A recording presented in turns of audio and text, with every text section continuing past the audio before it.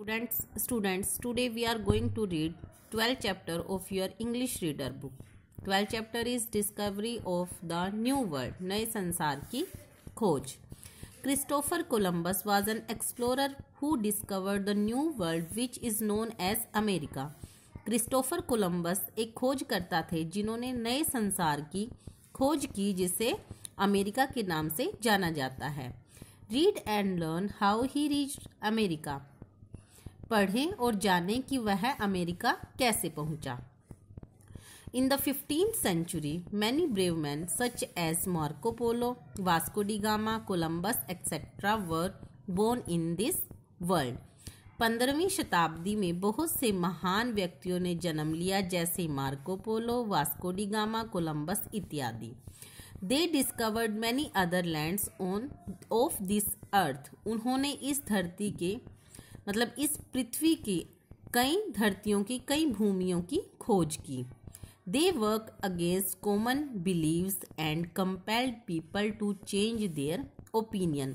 उन्होंने आम धारणाओं के खिलाफ जो है वो काम किया और लोगों को अपनी राय बदलने के लिए मजबूर किया.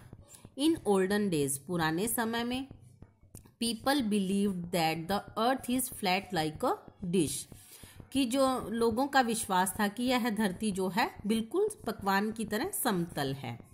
However, there were some other people who had a different ideas. जबकि कुछ अन्य लोगों का जो सोचना था वो कुछ अलग था.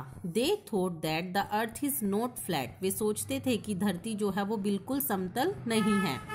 Rather, it is round like an orange. बल्कि यह संतरे की तरह गोल है. Among them was Christopher Columbus, one of the greatest explorer of his time. उनमें से ही एक क्रिस्टोफर कोलंबस थे जो कि एक महान खोजकर्ता थे उस समय के. Columbus was born in Portugal. Columbus का जन्म पुर्तगाल में हुआ था. He was a map maker. वह एक नक्शा बनाने वाले थे. Therefore he knew a lot about ships and the sea. इसीलिए वह जहाजों और समुंदर के बारे में काफी कुछ जानते थे. He wanted to have a ship of his own and sail around the world. वह अपना एक जहाज चाहते थे और पूरी दुनिया में घूमना चाहते थे. But he did not have enough money to build his own ship. परंतु उनके पास इतने पैसे नहीं थे कि वह अपना जहाज बना सके. So he asked the king of Portugal and the king of some other countries for help. इसलिए उन्होंने पुर्तगाल के राजा और अन्य देश के राजाओं से मदद मांगी. इन रिटर्न बदले में ही प्रोमिस टू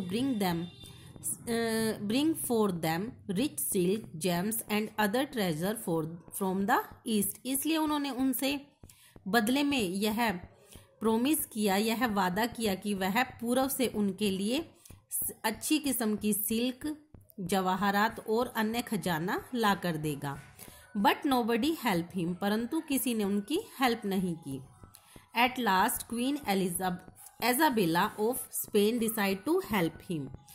अंत में क्वीन एजाबेला जो कि स्पेन की रानी थी उसने उनकी मदद करने का निश्चय किया.